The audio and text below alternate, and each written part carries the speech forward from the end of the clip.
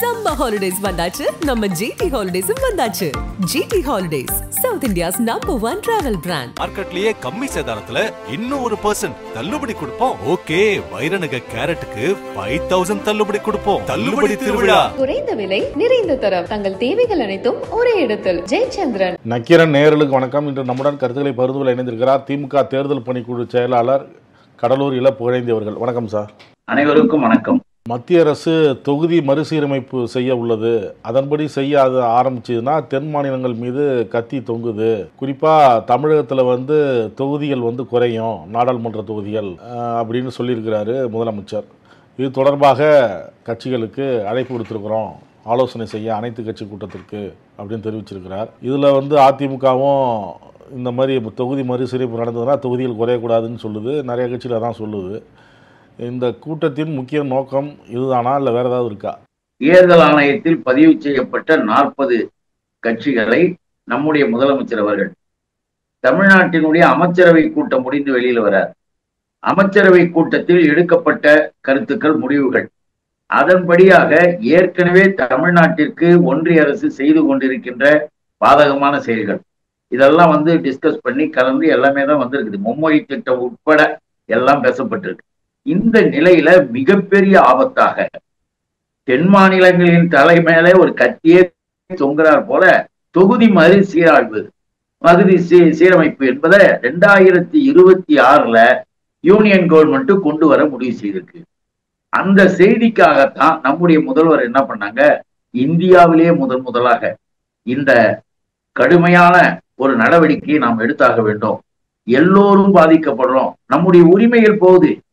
39 சட்ட நாடாளுமன்ற தொகுதி என்பது போல தமிழ்நாடு, கேரளா, கர்நாடகா, ஆந்திரா, தெலுங்கானா ஆகிய இந்த பகுதிகள் எல்லாமே தொகுதிகளில் குறைகிறது.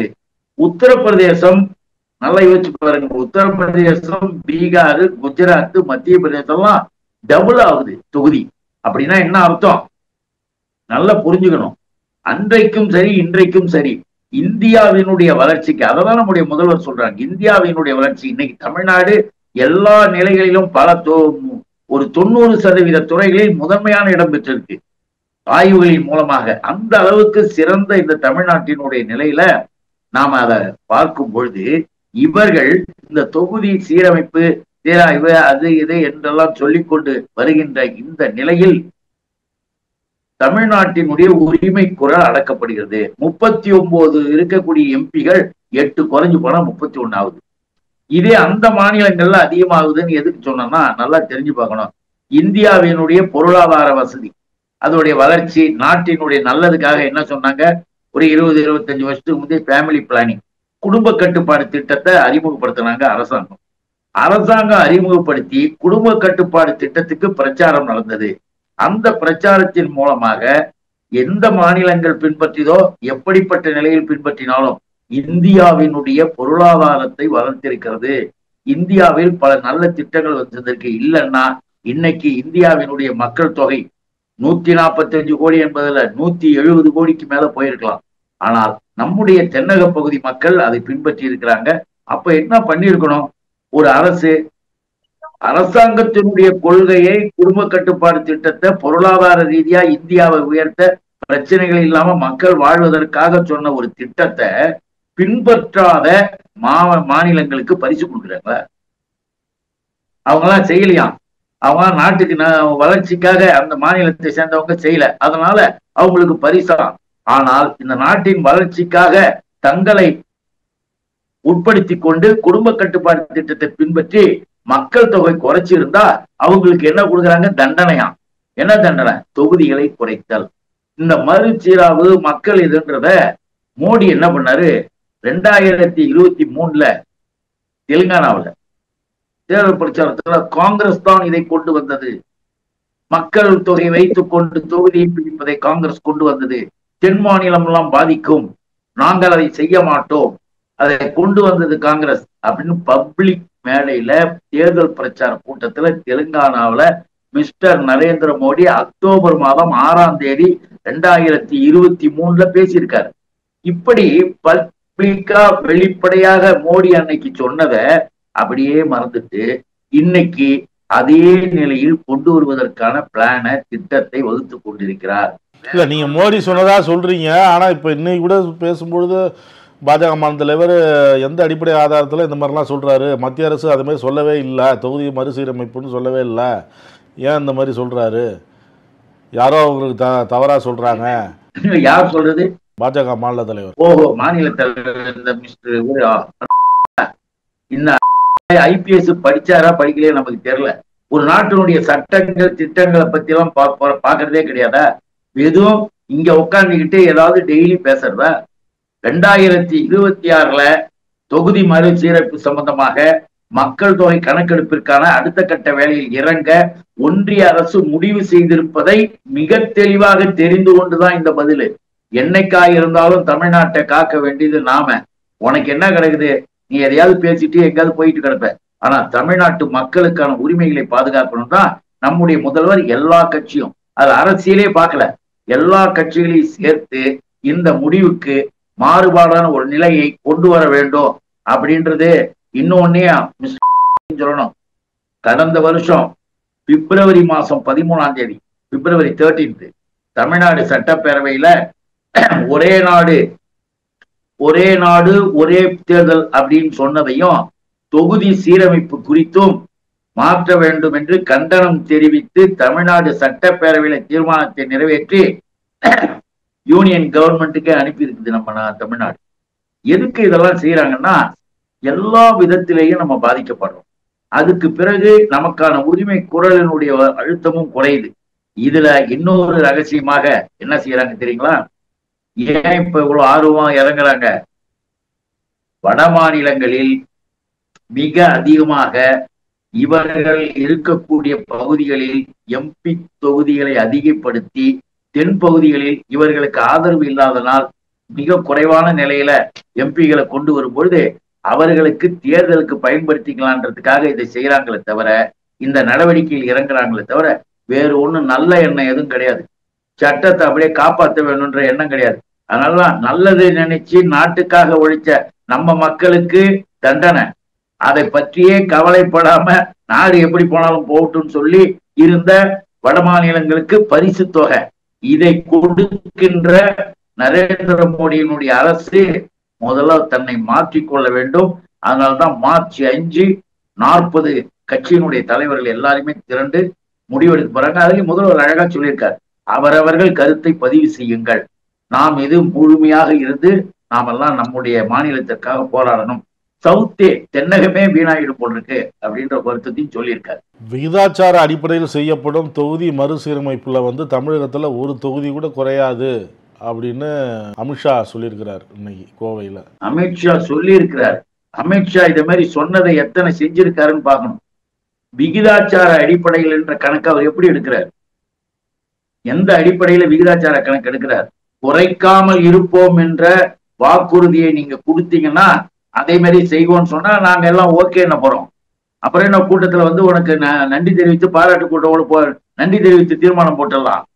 நீங்கள் எங்கேயாவது ஒரு இடத்துல போய் உட்காந்துக்கிட்டு ஓட்டு வாங்கணும், இல்ல அங்க ஒரு நல்லது வாங்கணும், அங்க இருக்க மக்களை ஏமாத்தணுன்றதுக்காக போற இடங்களெல்லாம் எதையாவது சொல்லிட்டு போற வேலையை விட்டுடுங்க. இத தெளிவா அமித்ஷா சொன்னதை அப்படியே நரேந்திர மோடி அவருடைய துறையின் சார்பாக அறிவிப்பாரா? விகிதாச்சார முறைப்படி எந்த விதத்திலும் பாதிப்பு வராது, பாதிக்க வராமல் நாங்கள் பார்த்துக் கொள்வோம் அப்படின்னு ஓப்பன் ஸ்டேட்மெண்டா பிரைம் மினிஸ்டர் சொல்லுவாரா? இல்ல இவங்களுடைய துறை சொல்லுமா? அதைத்தான் நம்ம கேட்கிறோம். அமித்ஷா சொல்லுவாரு, சொல்லிட்டு போவாரு, நான் பாட்டுன்னு சொன்னா நீங்க என்ன கேட்கறீங்கன்னு. ஏன்னா ஏற்கனவே ஒவ்வொருவருடைய பேங்க் பேலன்ஸுக்கு 15 லட்சம் அனுப்பிட்டாங்க, வருடத்துக்கு 2 கோடி பேருக்கு வேலை வாய்ப்பை கொடுத்துட்டாங்க. அவங்க கொடுத்த கதையெல்லாம் நமக்கு தெரியும். அதனால இந்த பசுப்பு வார்த்தைகளில் நாம் ஏமாற முடியாது. நமக்கு எழுத்துப்பூர்வமாக அல்லது உரிய நபரிடமிருந்து சரியான பதிவு வந்தாலும். 2001 வாஜ்பாய் டயத்துல தொகுதி சீரமைப்புன்னு வரும்போது வாஜ்பாய் உடனே தள்ளி வச்சாருல, தேவையில்லை. அப்ப நாமெல்லாம் குரல் கொடுத்தோம். அந்த குரலுக்கு மரியாதை கொடுத்து வாஜ்பாய் அரசாங்கம் உடனடியாக ஒத்தி வச்சது, தள்ளி வச்சது. நீ அதை சொல்ல, வாஜ்பாயினுடைய இதில் தானே இருப்பீங்க, ஏன் சொல்ல மாட்டேன்றீங்க? இன்னைக்கு தமிழக அரசு மும்மொழி கொள்கையில தோர்ந்து போச்சு இதனால இந்த தோல்வியை மறைப்பதற்கு மடைமாற்றுவதற்கு தான் இந்த விவகாரத்தை கையில் எடுக்குது, சம்பந்தமே இல்லாம அப்படிங்கிறாங்க பாஜக. என்ன இப்படி எல்லாம் எந்த விதத்திலேயும் எதையுமே நினைச்சு கூட பார்க்காம மும்மொழி திட்டத்தோடு தமிழ்நாடு அரசாங்கத்தினுடைய இருமொழி கொள்கை இன்னும் பகிரங்கமா சொல்றேன், அவங்களுக்கு தெரியணும்னா உனக்கெல்லாம் புரியணுன்றதுக்காக தான் சொல்லியிருக்கிறாரு. இது திராவிட மாடல் அரசு, திராவிடம் தமிழ், மாடல் இங்கிலீஷு, தமிழும் ஆங்கிலமும் கலந்த திராவிட மாடல் அரசுன்னு உனக்கு புரியணும்ட்டு தான் அதையும் சொன்னாரு. இப்ப நம்முடைய அரசு கல்லூரிகள், நம்முடைய பள்ளிக்கூடங்கள், அரசு பள்ளிக்கூடங்கள் எப்பொழுதும் போல நல்லா நடக்குது. ஒரு செய்தி இருக்கு பாத்தீங்களா, போய் அங்க அனுப்புங்க. இவங்கெல்லாம் உத்தரப்பிரதேசத்துல 8வது படிக்கக்கூடிய கிளாஸ்ல போய் ஆங்கில வகுப்பு எடுக்கிற ஆசிரியர் போறாரு. அங்க போய் ஒரு 2-3 பேர் கேள்வி கேட்கிறாங்க. வந்தவங்க வெளியில இருந்து வந்தவங்க ஸ்கூல் ஆய்வாளர்கள் கேட்கும் போது இங்கிலீஷே சுத்தமா தெரியாம பசங்க நின்று இருக்கு. இந்த ஆசிரியரை கேட்டு ஆசிரியர்கிட்ட கொடுத்த உடனே இந்த ஆசிரியர் டீச்சர் இங்கிலீஷ் புக்கை படிக்க தெரியாம தப்பு தப்பா படிச்சுட்டு நிக்குது. தெரியுது இல்ல, போய் பாரு. வெறும் இந்திய மட்டும் சொல்லி கொடுத்துட்டு அந்த பிள்ளைகளின் எதிர்காலத்தை நாசமாயிட்டு ஒரு மொழி கொள்கையை பின்பற்றி கொண்டு இருக்கிற உன் கட்சி இங்க தமிழ்நாட்டுல நல்லா இருக்குன்றத நாசமாக்க திட்டம் போறீங்க. அந்த மும்மொழி கொள்கை என்னைக்குமே இங்க கிடையாதுன்னு நேற்று கூட அறிவிச்சிட்டாரு. இன்னும் கூட கேட்டீங்கன்னா மிகப்பெரிய மொழி போருக்கு தயாராவீர்களான்னு நிருபர்கள் கேட்டாங்க. அதுக்கு எங்க தலைவர் சொன்னார், முதல்வர், எந்த நிலையிலையும் நாங்கள் போருக்கு தயாராக இருக்கிறோம், விடவே மாட்டோம் அப்படின்னு அழுத்தமா சொல்லியிருக்காரு. அதெல்லாம் படிக்கணும், இல்ல பார்க்கணும், எதையாவது செய்யணும். எங்கேயாவது தூங்கிக்கிட்டு இருந்துட்டு ஏந்திரிச்சு உக்காந்துக்கிட்டு பேட்டி கொடுத்தா நாம என்ன பண்ணோம்? இப்போ திராவிட மாடல் அரசு நீங்கள் சொல்கிறீங்க, தமிழிசை சொல்கிறாங்க திராவிட மாடல் அரசு இரட்டை வேடம் போடுது. அவங்க வீட்டு பிள்ளைகளுக்கு மும்மொழி கொள்கை, அரசு பள்ளி குழந்தைகளுக்கு இருமொழி கொள்கை, இதுதான் இரட்டை வேடம் போடுது திமுக திராவிட மாடல் அப்படிங்கிறார். தமிழ் இசை என்பவர்கள் தமிழ் இம்சையா போய் ஏன் தான் இப்படி வளர்கிட்டு இருக்காங்களோ தெரியல. அவரு இந்த மாடலு அது அங்க போயிட்டாங்க, இங்க போயிட்டா. நாங்கள் எந்த பயிற்சியும் எந்த பள்ளியையும் நாங்கள் மூடுறவங்க கிடையாது. மத வெறி பிடித்து மத பள்ளிக்கூடங்களையும் நாங்க மூடுறவங்க எல்லாம் கிடையாது. அவரவர்களுக்கு உரிய வகையில அவரவர்கள் படிச்சுக்கிட்டு இருக்காங்க.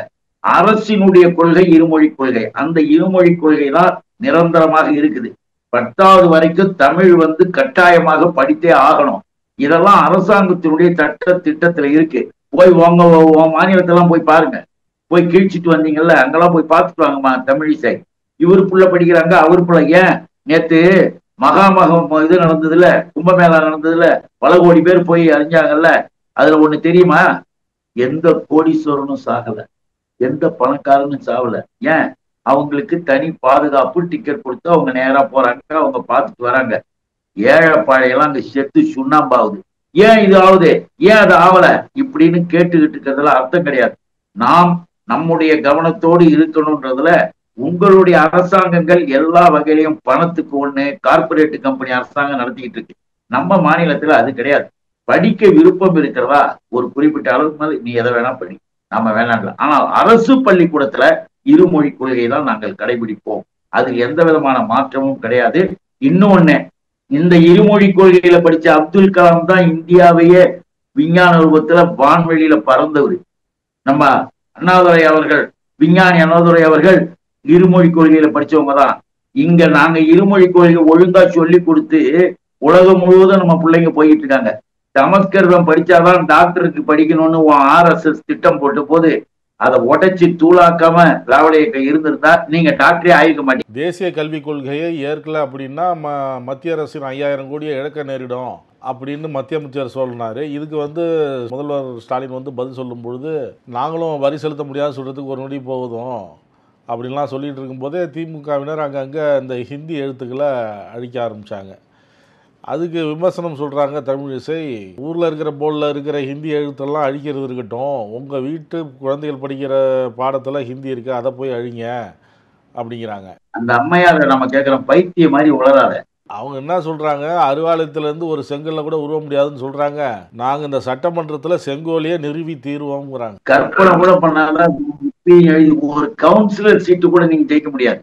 தமிழ் இம்சைக்கெல்லாம் எப்படி ஓட்டு கேட்கும்போது விரட்டி தமிழ்நாட்டு மக்கள் அடிச்சாங்கன்றது, அவங்க கேட்ட கேள்விகளுக்கு, நீங்க கேட்ட கேள்விகளுக்கும் நம்ம கவனத்தை எடுத்தாகணும்.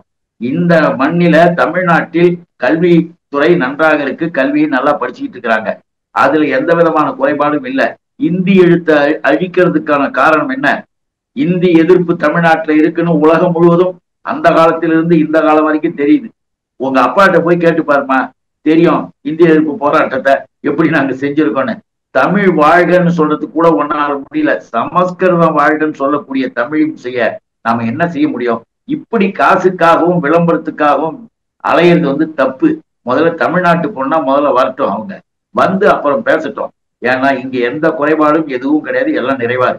தமிழக வெற்றி கழகத்தின் 2ஆம் ஆண்டு விழா இன்னைக்கு நடந்தது. அதில் கட்சியின் தலைவர் விஜய் பேசுகிறாரு. இங்கே நிதி கொடுக்கல அப்படின்னு சொல்கிறாங்க. இது அந்த மாதிரி சொல்லக்கூடாது, அது உரிமை கொடுத்தாகணும். இந்த எல்கேஜி யூகேஜி பசங்க மாதிரி இவங்க நீ சொல்கிற மாதிரி சொல்லு, நான் இப்படி சொல்கிறேங்கிற மாதிரி 2 பேரும் விளையாண்டுட்டு இருக்கிறாங்க, ஹேஷ்டாக் போட்டுட்டு அப்படிங்கிற. நிதி கொடுக்க வேண்டும் என்பதை சொல்லுவதை வரவேற்போம். ஏன்னா நிதி தமிழ்நாட்டு மக்களின் வரி பணத்தை கலெக்ஷன் பண்ணி எடுத்துக்கிட்டு போய் தமிழ்நாட்டு மக்களுக்கு திரும்ப தர வேண்டியது கல்வித்துறையிலும் தரல, தொழில் துறையிலும் தரல, இன்னும் பல நிலைகளிலும் பணத்தை கொடுக்காம வச்சுக்கிட்டு இருக்கிறத நம்முடைய முதல்வர் அவர்கள் கண்டிச்சிருக்காங்க. அந்த முதல்வரின் குரலுக்கு வலு சேர்க்கிற அளவுக்கு நிதியை கொடுக்கணும்னு சொல்றது கரெக்ட். அதே நேரத்துல இஷ்டத்துக்கு நாம நினைச்சா அங்க உடனே கொடுத்துருவாங்க, நம்ம அதை அப்படியே வாங்கிடலாம் போயிடலான்னு ஒன்றியத்தில் ஆண்டு கொண்டிருக்கின்ற பாசிஸ்டுகளுக்கிட்ட நாம போராடித்தான் பெற வேண்டியிருக்கிறது, வாதாடித்தான் பெற வேண்டியிருக்கு. அதனாலதான் 40 கட்சியை கூப்பிட்டுருக்காரு எங்க தலைவர். எல்லாரும் சேர்ந்து முடிவெடுத்து ஒன்றிய அரசாங்கத்திடம் சரியான முறையில நாம வாங்கணும்ன்றது அதுல இருக்குது. அப்ப இவரும் அந்த குரல்ல கலந்து. இது ஒரு நாடகங்கிறாரு 2 பேருமே. அவருக்கு நாடகம் சினிமா காட்சி நாடகம் சினிமா காட்சி இதுல ரொம்ப இதா இருக்கிறாரு. அவர் பக்கத்துல இருக்கவங்களும் என்ன சொல்லிட்டு இருப்பாங்க, ஏங்க அவர் இப்படி கூட்டாருங்க, இவர் இப்படி சொன்னாரு, இது நாடகம்பாங்க. அப்படி இல்லப்பா, அவர் அந்த கட்சி தலைவரா இருக்கிறாரு, விஜய் இருக்கிறாரு, அவருக்கு சொல்றோம், இன்னும் அரசியல நீங்க கற்றுக்கொள்ள வேண்டியது இருக்கு, கடந்து வர வேண்டிய பாதைகளும் இருக்கு, இன்னும் அனுபவம் பெற வேண்டியது இருக்கு. உங்களிடம் இருக்கக்கூடிய இளைஞர்களுக்கு ஒழுங்கான வழியை காட்டுங்க. சும்மா இங்க நாங்க பிஜேபியை கண்டிக்கிறோம்னா அதுக்கு பேர் நாடகம் இல்லை. உங்கள் பின்னால் இருக்கக்கூடிய கைகளை பார்த்து கொள்ளுங்கள். எது எது உங்களை இயக்கிக்கிட்டு இருக்குன்றத கருத்தும் தமிழ்நாட்டுல பரவிக்கிட்டு இருக்கு. அந்த சந்தேகத்திற்கு ஐயத்திற்கு ஆளாகாம நான் அதெல்லாம் எதுல இல்லைன்னு சொல்லி முதல்ல நீங்க வெளில வாங்க. திமுக கிட்ட பாரதிய ஜனதா இந்த பாசிஸ்டுகள் நெருங்க கூட முடியாது. அதை முதல்ல புரிஞ்சுக்கணும். நாடகம் என்று சொல்லுவதில் நாம இதை கூட தெரிஞ்சுக்கலாம். நாடகம் என்று சொல்லுவது ஒன்றும் பிரச்சனை இல்லை. ஆனால் நீங்க என்ன நடிக்கிறீங்க? ஏன் தமிழ்நாட்டு மக்களுக்காக அவர்களுடைய உரிமைகளுக்காக உங்களுடைய குரல் வரமாட்டேன்து? ஏன் சொல்ல வேண்டியதை சொல்லாம தேவையில்லாத அரசியல் பண்ணிக்கிட்டு இருக்கீங்க? அப்ப நீங்க தான் யாரோ எழுதி கொடுத்த வசனத்தை பேசிக்கிட்டு இருக்கீங்கன்னு அர்த்தம். உங்களுடைய காட்சி தான் இங்க நாடகமாக இருக்கு. சரியா வாங்கன்னு தான் சொல்றோம். புரிஞ்சுக்கிட்டு அரசியலை புரிஞ்சுக்கிட்டு நடங்கன்னு சொல்றோம். கருத்துக்களை பகிர்ந்து கொண்டதற்கு நன்றி சார். அனைவருக்கும் வணக்கம், நன்றி. நக்கீரன் டிவிக்கு சப்ஸ்கிரைப் செய்யுங்கள். உங்கள் ஆதரவே எங்கள் பலம். ஆசிரியர்களுக்கு நண்பனாகவும் மாணவர்களுக்கு ஆசானாகவும் திகழும் தேர்வு வழிகாட்டி. ஒவ்வொரு பாடத்திற்கும் அனுபவமிக்க ஆசிரியர்களின் துல்லியமான தெளிவான விடைகள். CNC இருக்கு, தேர்வு பயம் எதற்கு? இது தீரன் பப்ளிஷிங் ஹவுஸ் விற்பனை வெளியீடு.